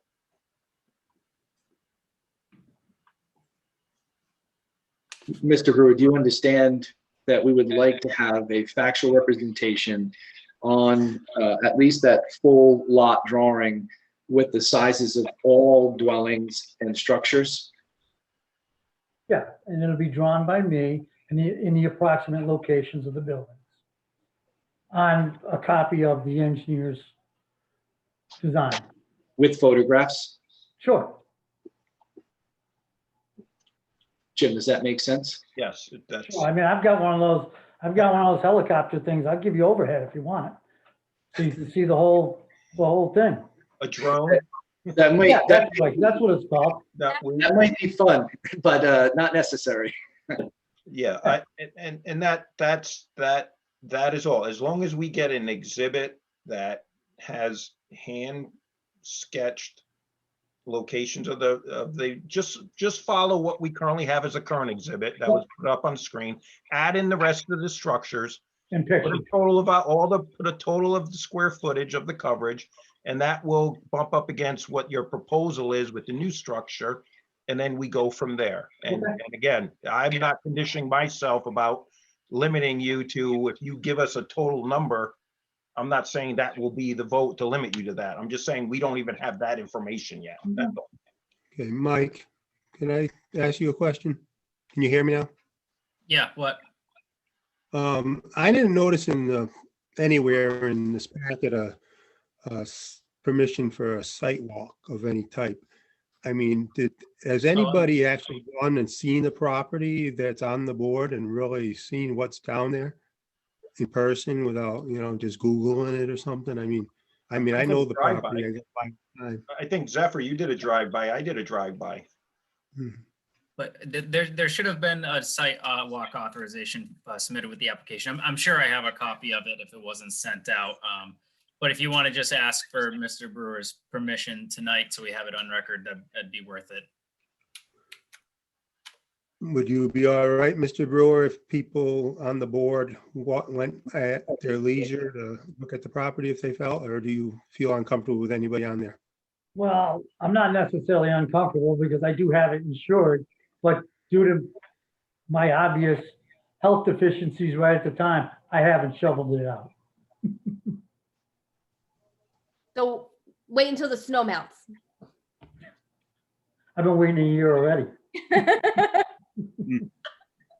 little over, almost 2 years. Mike, I don't know if this is appropriate or not, and I don't know if the zoning board has any obligation to go to Mr. Brewer's property. But I would be willing to go to Mr. Brewer's property and walk around and take measurements since he's just gotten out of the hospital. Oh, Joanna, what do you think about that? I feel, I appreciate the empathy with your offer.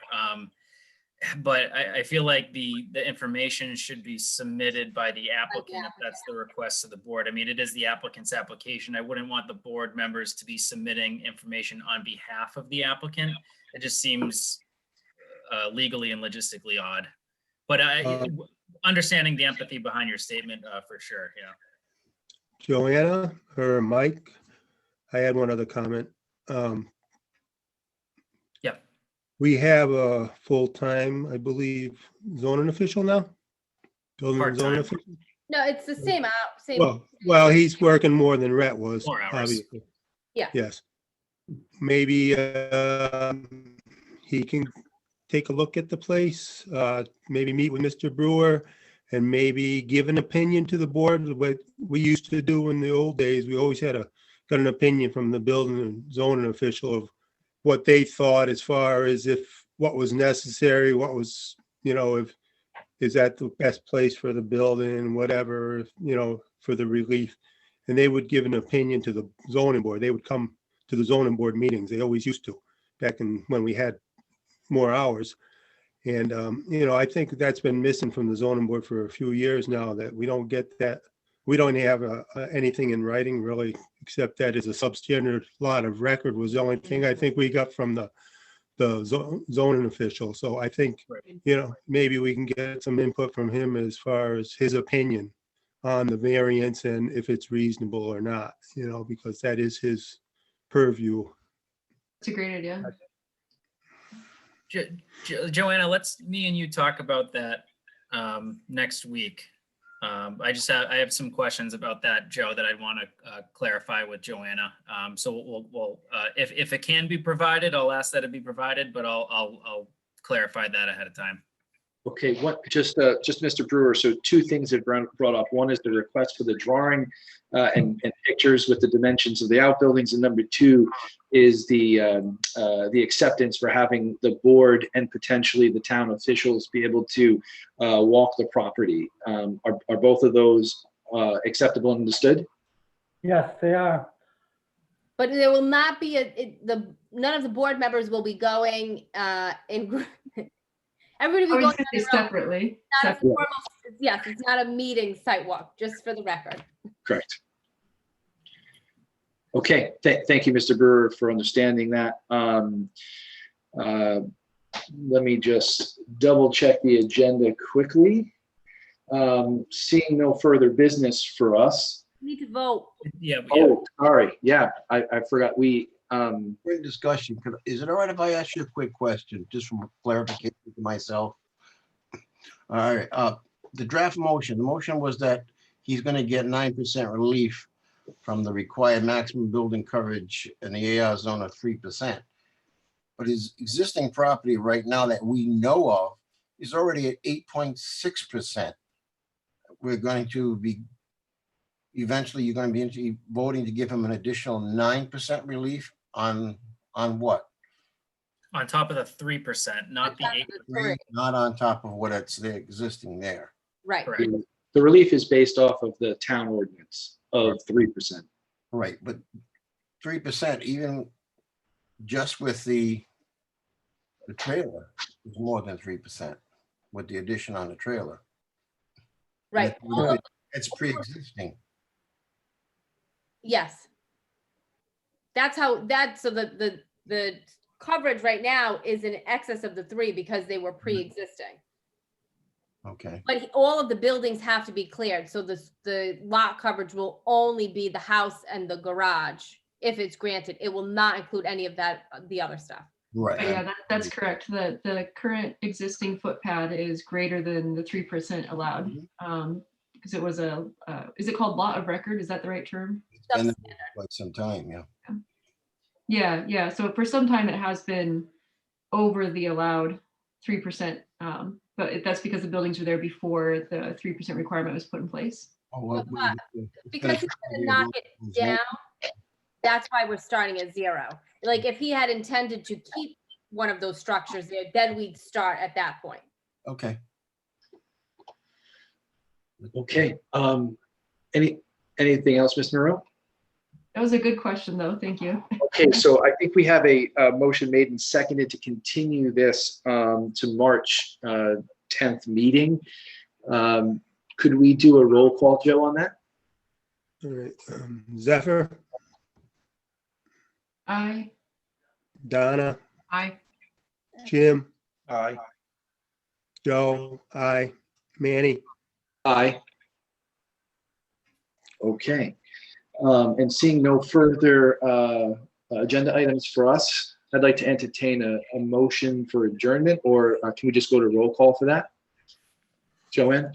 Just need the motion, no second. Okay, Motion to adjourn. All right, now roll call. All right, Zephyr, Aye. Donna, Adjourn. Aye. Jim, Aye. Joe, I, Manny. aye. Okay, thank you, everyone. Thank you, Mr. Brewer. Look forward to seeing you all on March 10th. Thanks, everyone. Good night, Good everyone. Everybody, Bye, Good everyone. night. Thank you, Joanna. no Thanks, problem. Barbara. Barbara, March 10th. Okay, thanks.